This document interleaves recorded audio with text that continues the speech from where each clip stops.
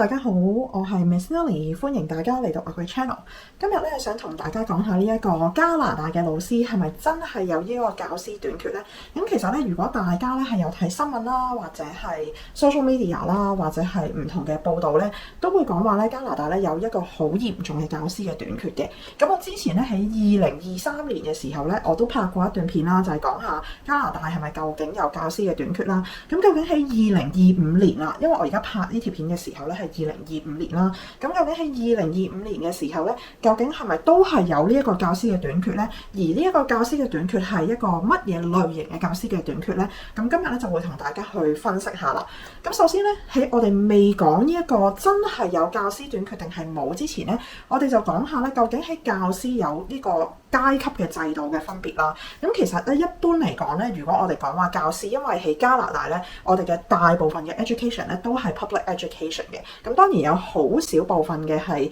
private 嘅 education 或者係一個 independent school 嘅 education 啦。咁但係大部分嘅老師咧都係 public school 嘅老師嚟嘅。咁喺無論係你喺邊一個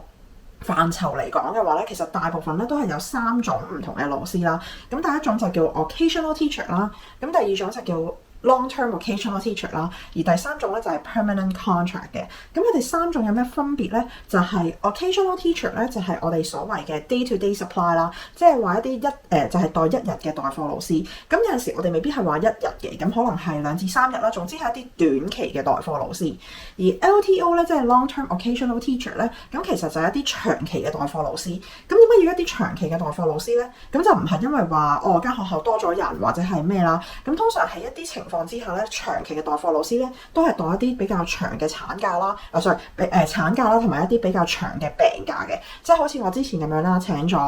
我今個禮拜就翻工啦，我請咗5個月嘅病假啦，咁而呢5個月嘅話咧就會有一個 LTO 咧去代替噶啦。咁一般嚟講咧2個禮拜或以上嘅話咧，我哋都叫佢做 LTO 嘅。咁當然每一個 school board 或者每一間private school 佢哋叫 LTO 嘅情況都會有少少唔同啦。咁但係一般嚟講嘅話都係2個禮拜或以上噶啦。咁最後尾嗰級就係 permanent 或者permanent teacher 或者係 contract 啦。咁通常係 public school 嚟講咧，我哋就叫佢做 permanent contract teachers 啦。因為喺 public school 咧，我哋係每2年或者每3年咧就 renew 我哋嘅 contract。其實政府如果想嘅話，可以炒晒我哋都得嘅。咁但係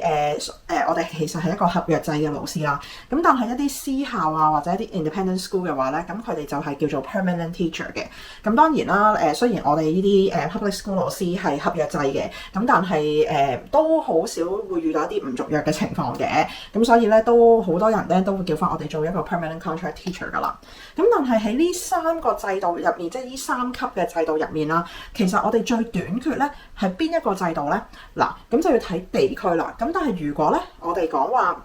唔計地區，in general 嘅話咧，其實咧我哋嘅 permanent contract teacher 咧係唔算話係有啲咩短缺嘅。通常咧我哋講緊話短缺咧都係 occasional teacher 啦或者 LTO 嘅。因為如果你睇新聞嘅話咧，你就會發現咧佢哋通常會報道就係話有啲學校啦，咁佢哋有1/3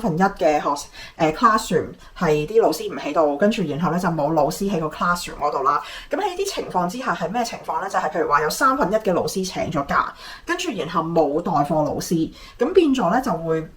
有1/3嘅班咧係冇一個老師喺度啦。咁喺呢啲情況之下咧，啲校長咧就可能會將個1/3嘅學生就會 group 埋喺 library 或者 group 埋喺個 gym 或者 group 埋喺個 cafeteria 嗰度，然後佢自己會睇啦，或者係可能將11、12年班就叫佢哋遣散翻學啦。咁呢個係比較少見嘅。咁或者係如果佢哋預見話嗰日係可能有好多老師未必會翻學嘅話咧，咁嗰日咧就可能會即係會叫啲12年班就係喺 library 度自修咁樣啦。咁但係你就會話，有冇搞錯啲老師唔翻學咁樣？咁我哋係講緊一啲譬如話流感高峰期啊，即係或者係一啲運動比賽嗰啲日子啊，或者係一啲總之有啲大嘅學校，佢哋可能有好多 event 啊，跟住突然間好多老師唔喺佢哋嘅 classroom 入面，佢哋可能去咗 field trip，佢哋可能去咗運動嘅 event 或者係流感高峰期，大家都一齊病咁樣。咁喺呢一個情況之下咧，就突然間咧就唔夠呢個 OT 去冚咁多嘅蓋啦。咁所以就會出現咗我哋新聞所講嘅一種唔夠老師嘅情況啦。咁你話究竟係咪真係唔夠老師咧？咁都要睇地區嘅，因為通常如果你話睇翻一啲大嘅城市嘅地區啦，譬如話 Toronto 啊、Vancouver 啊，或者Calgary 啊、Edmonton 啊呢啲地方嘅話咧，大城市咧其實佢都比較少有一啲老師嘅短缺嘅情況嘅。而嗱，我講緊係一啲 Greater Toronto Area、Greater Vancouver Area， 唔係淨係講嗰一個城市啦嚇。咁點解會話我會講話少呢啲咁嘅情況咧？佢通常咧都係permanent contract 咧，都係已經去到一種飽和嘅程度㗎啦。咁但係反而佢哋係 occasional teacher 入面咧，就會係去到一種極度唔夠茶煲去冚過，即係唔夠蓋去冚過茶煲嘅情況啦。咁點解咧？因為通常咧，occasional teacher 佢哋嘅人工都唔算話太高啦，但係呢啲城市佢哋個生活水平就會比較高，佢哋嘅生活成本亦都比較高啦，所以變咗咧有好多 occasional teacher 咧，佢哋都未必可以 afford 得起呢一啲城市入面咧去做一個 occasional teacher， 所以變咗咧佢哋反而咧係會轉咗去做其他嘅工作。我唔係講緊話轉做老師嘅其他嘅工作，我係講緊話可能佢哋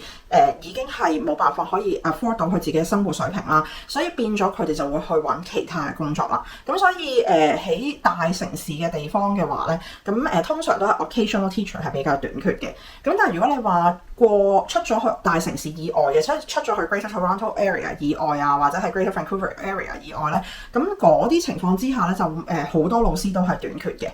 無論係你講緊話 LTO 啦、OT 啦，或者係 permanent teacher 啦，都係短缺嘅。咁我哋今日咧就會講下，即係點解佢哋會短缺啦，然後有啲咩我哋嘅政府有啲咩對策啦。咁當然我唔係政府，我只係講緊數據嘅啫，我只係講緊話我見到啲乜嘢嘅啫。咁所以咧今日就同大家去睇一個數據啦。咁首先我哋睇下而家近排最新嘅數據啦。咁喺安省嘅話咧，其實最新嘅調查咧就係講緊話有20% 嘅小學啦，同埋35% 嘅中學咧，其實每一日咧都係面臨緊呢個教師嘅短缺嘅問題嘅。而我講緊嗰個教師短缺嘅問題咧，就係講緊話，即係好似我講嘅唔夠蓋去冚啲茶煲，即係有好多個茶煲，有好多個 classroom 係冇老師，但係唔夠 supply teacher 去冚嗰個老師啦。而呢一個 Ontario 咧，每一日嘅情況咧都係發生緊嘅，唔單止係城市嘅地區啦，或者係鄉村嘅地區啦，係每一日都喺度發生緊嘅。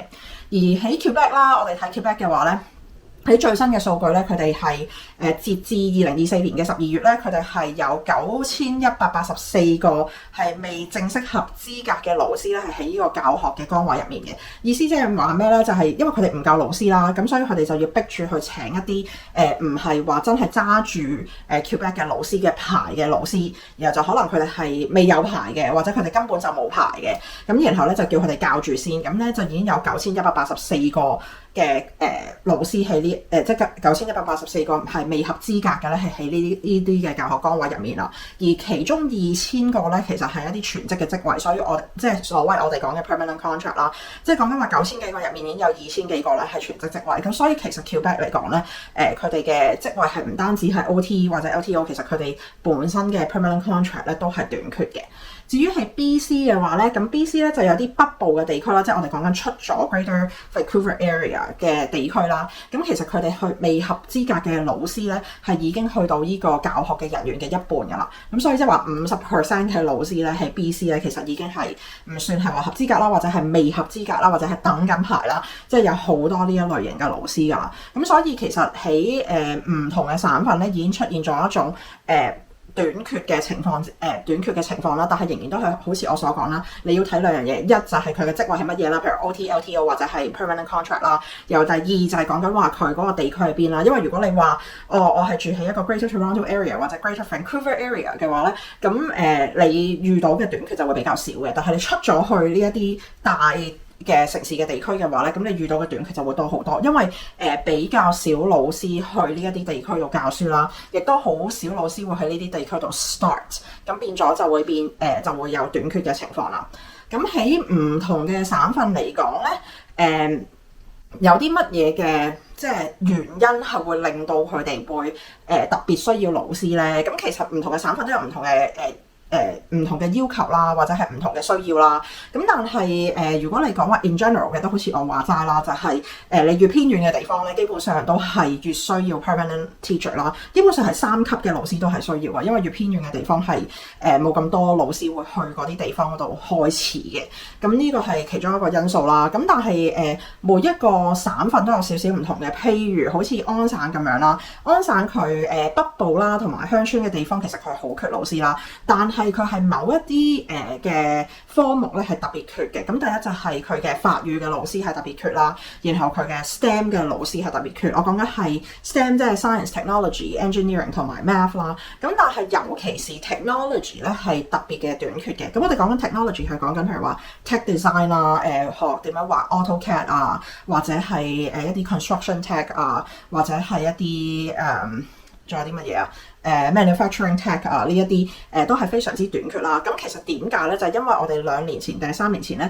我哋嘅安省嘅政府啦就改咗一個 graduation requirement，就係話如果你要畢業嘅話咧，啲學生咧就一定要讀一個嘅 technology credit 咧先至可以畢業啦。咁所以變咗突然間每一個學生都要讀 tech 啦，因為以前就唔係噶嘛，以前即係你中意讀就讀，唔讀就唔讀咁樣啦，係一個選修科。但係而家變咗做一個必修科嘅情況之下咧，你變咗成間學校突然間需要 tech 嘅老師就多咗好多啦。咁但係 tech 嘅老師本來就好難揾嘅，因為通常教得呢啲 tech 嘅咧，佢本身個 requirement 咧就係你要喺嗰個範疇係做過2至3年嘅工作。譬如話你要教 construction tech 嘅話咧，你要喺一啲 construction 嘅即係情況之下教1-2年。咁通常呢啲老師係好難即係做1-2年通常呢啲老師就好難揾嘅。咁所以本身嗰類嘅老師就短缺啦。咁而再加埋因為我哋要有一個新嘅 tech 嘅 graduation requirement 啦，咁就變咗突然間就需求又多，跟住短缺又本身嗰個supply 又少，咁就變咗就非常之短缺啦。咁但係如果你話其他嘅科目咧，你就算啲人講話數學啊或者 science 啊，我都唔覺得話係特別短缺啦。咁但係你話 STEM in general 都係短缺嘅，咁但係tech 就真係特別地短缺嘅。咁同埋法語咯，即係 French 嘅老師都係特別嘅短缺嘅，即係安省嚟講。咁如果係 BC 嘅話咧，佢哋好多時都係少 OT 或者 LTO 啦，即係無論係成個 BC 省夠連埋Greater Vancouver Area 都係啦，咁佢哋都係非常之缺乏呢一個即係 OT 或者係 LTO 嘅。咁最主要嘅原因就係其實 BC 即係特別係 Vancouver 啦，佢哋嗰個即係生活指數比較高啦，咁所以變咗有好多老師係佢好難 afford 到 OT 嗰層，因為你本身就要捱過 OT 嗰層，跟住先去 LTO， 跟住先至會去即係 permanent contract 噶嘛。咁所以佢哋個生活指數比較高咧，佢哋就會比較難捱到去嗰一層度咯。咁當然多倫多都有啲咁嘅情況嘅。咁好啦，第3啦就係譬如話Quebec 咁樣啦。咁 Quebec 佢因為佢好注重佢哋嘅法語啦，咁所以其實佢哋都即係好需要一啲法語嘅老師，而係用法語去教啲學生啦。咁但係當然佢自己本身 Quebec 可以，即係如果佢本身係 Quebec 嘅老師係可以 supply 到去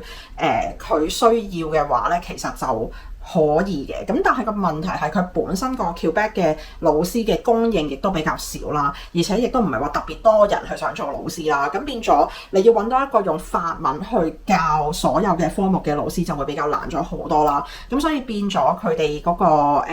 Quebec 咧就會比較缺一啲可以用法文去教科目嘅老師嘅。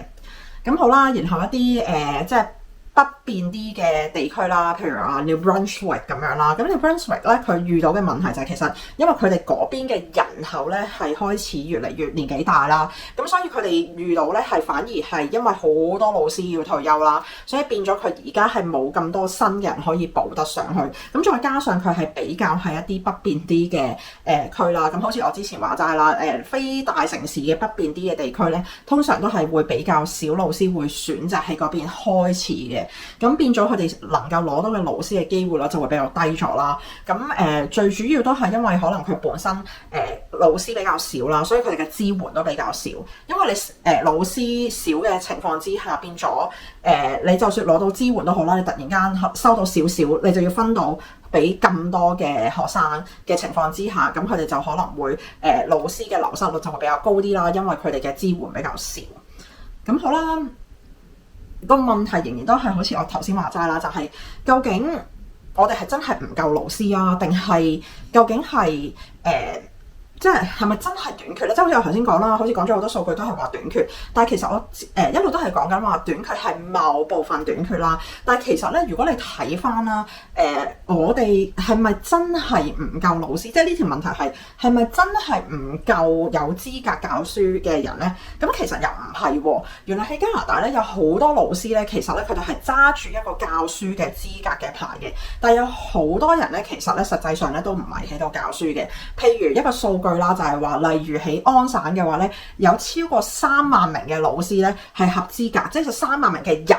係佢哋合資格去教書，但係佢哋係冇喺學校度任教嘅，即係話佢哋揸住 OCT， 但係佢哋係冇教書嘅。咁譬如我俾一個 example 你啦，我之前喺愛士畢業嘅時候咧，我有36個同學仔，包括埋我在內啦，即係講緊話一班入面，咁唔係講緊話全級啦。咁由36個同學仔入面咧，最後尾咧係得4個人咧係真係做咗老師嘅啫。咁當然啦，因為嗰陣時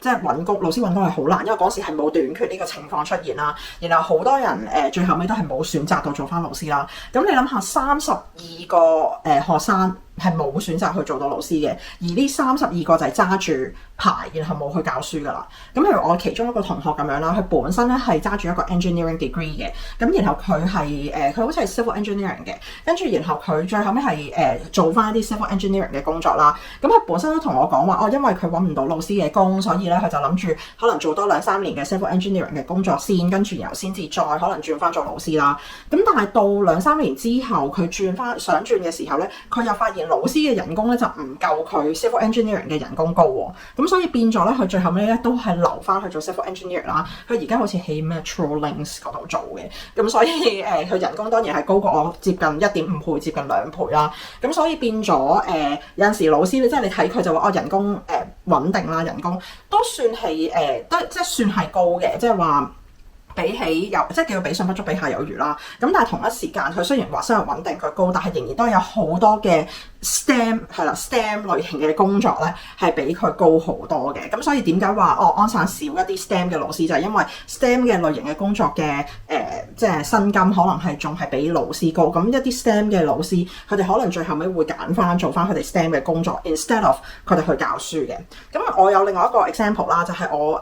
2年前嘅一個 student teacher 啦。咁其實幾好嘅，我都幾中意佢嘅。我而家都 keep 住有聯絡嘅。我今年嗰個婚禮佢都會嚟參加嘅。咁但係咧，佢最後尾咧畢咗業之後咧，佢愛士畢業之後咧，佢係冇去做老師嘅。佢反而咧係因為佢自己係好中意即係做曲奇餅啊，好中意去 baking 咁樣啦。咁佢最後尾咧係自己開咗一間網上嘅曲奇餅店啦。咁然後咧佢就日日就喺屋企整曲奇餅啦。咁然後佢同我講話，原來佢開曲奇餅店咧係好過佢去做 supply 老師啦。咁當然可能未必會做好過 permanent teacher。咁但係佢喺嗰個 bakery 入面，佢揾到好多佢自己嘅人生價值啦。咁所以同埋佢嘅時間彈性多好多。所以喺 Gen Z 嚟講，佢哋係比較 focus 喺呢個時間嘅彈性啦。所以佢最後尾亦都係冇去教書嘅。咁所以變咗其實喺加拿大有好多人咧係有呢個教師嘅資格啦，但係最後尾都係冇去教書。咁當然係我頭先講嘅係幾個唔同嘅 example 啦。咁但係最主要點解咧？就因為佢哋覺得個工作嘅條件係差啦。因為其實我諗唔係話差到話你係冇飯開咁樣啦。但我哋係講緊話佢入面去點樣去支援啲老師嘅係比較係越嚟越差嘅。我自己都覺得係越嚟越差嘅。我自己教書，我唔會幫翻住我自己嘅行業啦。我亦都唔係話因為為生而生啦。我覺得自從 COVID 之後啦，都係越嚟越差嘅。我覺得係學生啦、家長啦，越嚟越多人係越嚟越有需要，但係同一時間我哋嗰個政策上啦，或者係撥款上啦，或者係我哋嘅方向上啦，都係未夠支援去回應到咁多嘅需要啦。所以變咗就喺老師做咗一個夾心嘅時候咧，咁就會變咗有好多人咧都選擇唔再進入呢個教育嘅行業啦，或者係唔再去即係選擇去離開呢一個行業嘅。咁所以變咗咧喺老師嚟講咧，我哋個流失率咧其實係幾高嘅。咁最新嘅調查咧就係講緊話喺全國嘅範圍內，我哋唔係講緊話淨係安省咧，因為我係安省老師。我哋講緊全國嘅話咧，其實咧已經去到一種40% 嘅老師咧，佢哋喺5年內咧就會離開佢哋個教職啦，然後係唔再做老師噶啦。因為最主要佢哋都係我頭先咁樣講啦，佢哋覺得佢嘅支援不足啦，然後佢哋嘅工作嘅條件好艱難啦，然後佢哋覺得好攰，有呢個 burn out 啦。咁老師 burn out 係真係好多，因為其實老師通常都做得老師咧個心都係大愛嘅，即係你唔會想睇住你所有100幾個學生，即係話你會盡量去支援佢哋。但係個問題係，當你嘅 system 嘅支援唔夠，然後你就變咗好似一個聖人咁樣，由你一個人去支援100幾個學生嘅時候，你就會好容易就會做到你自己好攰。咁有啲新嘅老師啦，佢哋未必可以知道佢哋未必拿捏到個界線喺邊，就係話我其實唔係聖人，我自己係唔可以支援到100個學生嘅。咁喺呢一個情況之下咧，佢哋就 burn out 嘅情況就會高咗好多啦。咁然後另外一樣啦，就係一啲壓力啦，或者係攰啦，好似我之前咁樣講啦，因為我覺得 Covid 之後越嚟越嚴重啦，但係其實 Covid 之前已經係開始啦，就係我哋啲班越嚟越大啦，因為政府要 cut 即係教育嘅 budget， 但係佢亦都唔想話直接 cut，咁佢唯一能夠做到嘅就係令到啲班越嚟越大啦。咁但係喺加拿大即係我講啦，即係 in general 都可能去到32至35個人一班咁樣啦。咁但係有啲其他地區嚟嘅老師就會覺得32至35好少啫嘛。好似我以前喺香港讀書咁，我個班都成45個人一班啦。咁但係喺加拿大佢哋嗰個方向咧就有少少唔同，因為佢哋教書嘅時候，啲學生可能係會走嚟走去啊，有好多活動教學啊，咁樣變咗睇35個其實好多嘅。即係佢哋35個人走嚟走去嘅時候係真係好多啦。咁而因為我哋係融合教育啦，咁所以我哋每一班都會有好多特殊需要嘅學生啦。咁但係喺多特殊需要嘅學生嘅情況之下，我哋都唔係有好多嘅支援，即係額外嘅支援啦。咁變咗，當你喺一班入面有好多唔同嘅特殊需要嘅學生啦，咁然後個支援不足嘅時候，個老師就好似我頭先咁樣講，就係覺得佢自己係聖人啦。咁佢就要諗點樣可以 support 晒所有嘅學生咧？咁喺呢個情況之下，佢哋就會覺得好大壓力啦，同埋好攰啦。咁然後同埋老師，因為其實 contract 入面咧佢哋係有好多冇薪嘅 OT 嘅，即係譬如話改卷啊、備課啊、帶課外活動啊，呢啲全部都係 out of school hours 啦。咁就要睇下你自己做得幾多啦，同埋做得幾快啦。咁有啲老師真係改卷改得好快嘅，咁但係譬如話 English 嘅老師，我真係戥佢哋好慘，因為佢哋改 essay 嘅時候好長，咁佢哋就需要好多嘅時間啦。咁但係譬如話又同埋帶課外活動咁樣啦，咁好多老師都會帶課外活動，但係帶課外活動係冇錢嘅，咁變咗好多時就會增加咗老師嘅壓力啦，咁所以就變咗有好多老師就未必會留低。咁當然有好多老師留低嘅，咁我係講緊話而家講頭5年入職嘅老師有40% 都係冇留低喺呢一份工入面嘅。咁當然啦，另外咧就係我哋嘅classroom violence 啦，一啲暴力嘅事件越嚟越多。咁我當然暴力就未必係肢體上嘅暴力，即係話我打你，你打我啦。咁當然亦都多嘅。但係我覺得喺近年，即係可能我唔想即係話完全係怪晒 Covid， 但我覺得 Covid 只係一個轉捩點啦。然後令到教師即係教課室入面嘅暴力嘅事件咧係越嚟越多嘅。咁呢個係包括咗唔單止係學生嘅，連家長都多咗嘅。咁通常都會有好多口頭嘅暴力啦，或者一啲肢體嘅暴力啦，咁令到教師嘅壓力係越嚟越大啦。但係而我哋嗰個system 入面嘅支援就唔係好足夠。咁點解我會咁樣講咧？就係因為而家我諗 Covid 之後，再加埋而家經濟唔好啦，咁所以好多人 in general 唔係講緊話就咁家長或者學生，人 in general 嘅壓力都大咗好多。咁但係通常家長就會比較緊張學生啦，咁而學生亦都會有好多，因為佢哋始終都係青少年或者小朋友，佢哋唔知道點樣去宣泄自己嘅壓力啦。咁最後尾前線嘅第一波嘅老師就係硬食嘅，咁所以變咗對佢哋嚟講嘅話，佢哋嘅壓力都會增加咗好多嘅。咁另外一樣嘢啦，就係地區啦，有好多即係好似我啱啱講啦，好多偏遠嘅地區有好多人都未必話會去教書，因為偏遠嘅地區係真係好需要即係特別嘅 knowledge 啦，譬如話一啲偏遠嘅地區，你係要對原住民嘅 knowledge 係要多好多嘅。咁有啲老師就會覺得，究竟我自己係咪真係勝任呢樣嘢咧？或者係如果我去 Quebec 咁樣，我唔識講法文嘅，咁我係咪真係勝任呢樣嘢咧？咁所以比較即係當然 Quebec 唔係偏遠地區啦，但我講緊話即係Quebec 嘅偏遠地區啦。咁所以喺呢一個情況之下咧，一啲唔同嘅地區，因為佢有啲特別嘅需要，所以就變咗嗰啲特別嘅需要係其實幾難 fulfill 嘅。咁所以老師通常都唔會去到呢一啲地區度教書嘅。咁同埋最後尾就係一啲生活經濟嘅因素啦，即係好似我頭先話齋即係做老師嘅，即係佢嗰個人工係可能比好多人都高。我唔係話去 complain 啲乜嘢，係真係可能比好多人都高，但係同一時間亦都比好多人都低嘅。咁所以情況之下，喺一啲生活成本比較高嘅地方咧，老師其實係有好多老師係living paycheck to paycheck 嘅。咁我亦都知道。我已經好啲啦，因為我已經係去到即係話，因為我已經做咗成10幾年啦，咁所以我已經去到個薪酬表嘅最高點啦。咁但係一啲 beginning 嘅老師嘅話咧，我其實都會即係等佢哋好慘喺而家呢個時勢嗰度，仲要個經濟咁差，生活成本咁高，咁喺尤其是喺城市度住嘅時候咧，咁就會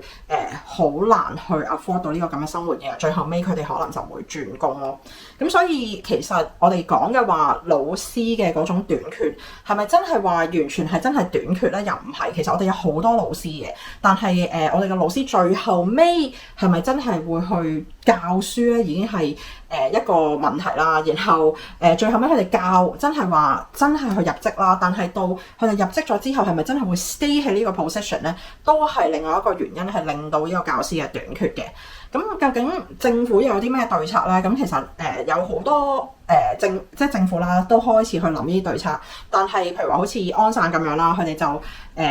諗住將嗰啲 university 即係 Bachelor of Education 或者 Master of Teaching 咁樣咧，就將佢由2年就降翻咗1年啦。以前我係1年嘅，而家係2年啦。咁佢哋降翻咗1年啦，咁就可以令到有多啲人畢業，咁就可以多啲人去補呢個人手啦。咁然後喺 BC 啊或者 New Brunswick 咧，佢哋就請多啲未完成資格嘅老師或者等緊資格嘅老師去做一啲 emergency 啦。咁但係其實呢啲政策咧都係比較治標唔治本嘅。咁所以你話係咪真係有短缺咧？其實係有短缺啦，但我覺得係需要治本啦，因為有好多嘅老師係流失咗，然後有好多老師根本就冇入行咁樣。咁所以其實係應該要去治本多過係話我要訓練多啲老師出嚟，因為我哋本來就有好多人係揸住teacher qualification 啦。咁有啲咩可以長遠嘅措施咧？咁好似我頭先咁樣講啦，因為個 retention rate 比較低啦，咁所以我哋可以改變下一啲教師嘅工作嘅條件啦，未必話真係加人工嘅。嗱，當然你加人工我係好開心啦，咁但係喺唔加人工嘅情況之下，點樣去令到佢哋嘅工作條件比較高啦？譬如話喺特殊教育入面擺多啲支援落去啦，或者係請多啲嘅 EA 去support 一啲多特殊教育學生嘅classroom 啦。咁呢啲都可以改變到老師嘅工作條件，或者係做一啲小班啲嘅教學，唔好去到35人一班咁樣啦。咁然後喺偏遠嘅地區咧，就可能會去做一啲 subsidy 啦，去吸引一啲老師去偏遠嘅地區去教書啦。因為同埋偏遠嘅地區咧，你要揾地方住係好難嘅，咁可能會俾一啲住屋嘅 subsidy 啊，咁樣去幫助啲老師去搬去一啲偏遠嘅地區啦。咁然後另外咧就係有好多，因為我都好似我話齋啦，由 Covid 開始好多人都越嚟越大壓力，包括學生，包括家長啦，咁所以就多咗好多口頭上嘅拗撬啦，然後肢體上嘅暴力啦。咁喺呢一個情況之下，即係譬如話政府啊，或者係教育局啊，都可以 provide more 嘅即係 support 去俾家長啦、學生啦、老師啦，去支援佢哋嘅心理啦，支援佢哋嘅 mental health 啦，咁從而去減低呢一個暴力嘅事件。唔好每一次都係個老師係硬食咗先，個老師係前線硬食咗先，跟住先 referral 咁樣啦。咁咪變咗老師就日日就喺度硬食咁樣。咁喺做多啲 preventative 嘅嘢啦，咁就可以令到老師唔係成日硬食嗰個咯。咁喺最後尾啦，就係講話我本身今日咧就係講緊話呢一個老師係咪真係短缺啦。咁但係其實我係想俾一個分析，就係唔好去淨係睇話老師短缺。咁如果你話淨係睇 data 嘅話咧，咁其實老師係真係短缺嘅。你話咁當然啦，你有好多位置揾唔到人，咁然後10個茶煲得嗰9個蓋，甚至係7個蓋，甚至係6個蓋。但係個問題係要睇翻深啲，就係咪你加多幾個蓋，係咪真係會解決到嘅問題咧？咁有好多其他外地嚟嘅老師啦，跟住佢哋都等緊譬如批咁樣啦。咁但係加咗多個蓋，其實係一個方法去 solve 呢個問題啦。咁然後但係同一時間係咪真係呢一啲蓋最後尾係咪真係會留翻喺度幫你一齊喺度冚啲茶壺？呢一個都係另外一個問題啦。咁如果你話你而家係揾緊工嘅老師，即係好似我而家有一個新嘅 student teacher 啦。如果你係一個揾緊工嘅老師嘅話，咁你應該係去點諗呢？咁你可以去即係。究竟呢個教師嘅短缺係咪真係對你有一個幫助呢？咁我覺得你係真係要諗有幾個問題嘅，就係第一，你一個因為好多人都係 OT 出身啦，即係你 OT 先，你要睇下你住嘅地區OT 係咪真係可以 support 到你嘅 living 啦？咁有好多啱啱喺加拿大畢業嘅學生，佢哋可能都仲係喺屋企住嘅，或者係佢哋比較年輕啲，佢哋可能係22、23歲，咁又仲同緊屋企住嘅，屋企未必需要佢哋交家用住嘅，咁可能OT 就算係人工比較低啲，對佢嚟講就未必係話太差啦。咁但係如果你話 OT 係一個城市地區，生活指數比較高，然後你係真係要靠呢個 OT 去揾食嘅話呢，咁就真係可能會難啲啦，因為你 OT 未必係日日有 call 嘅，係啦，咁你可能一日有 call 日冇 call 嘅情況之下，咁你就係未必會真係可以即係攞到你夠嘅錢去 support 你嘅生活啦。咁所以呢一個要考量嘅原因啦。咁而第二你亦都可以考慮下去一啲比較偏遠嘅地區度 start 啦。咁但係如果你偏遠嘅地區，你就要諗你自己係咪想搬去一啲偏遠啲嘅地區啦。譬如話住屋嘅問題啦，或者係有啲人係好似我自己咁，我都唔會話我可能想同我屋企人飲餐茶，即係每一個禮拜都去飲餐茶，或者隔個禮拜去飲餐茶。咁但係如果我搬咗去偏遠嘅地區，就未必可以同Lily 爸或者Lily 媽去飲餐茶㗎啦嘛。咁所以呢一啲都係要考量嘅即係一啲因素嚟嘅。咁如果大家想再聽多啲嘅話咧，我都可以再講一啲唔同嘅而家嘅 job market 嘅有啲咩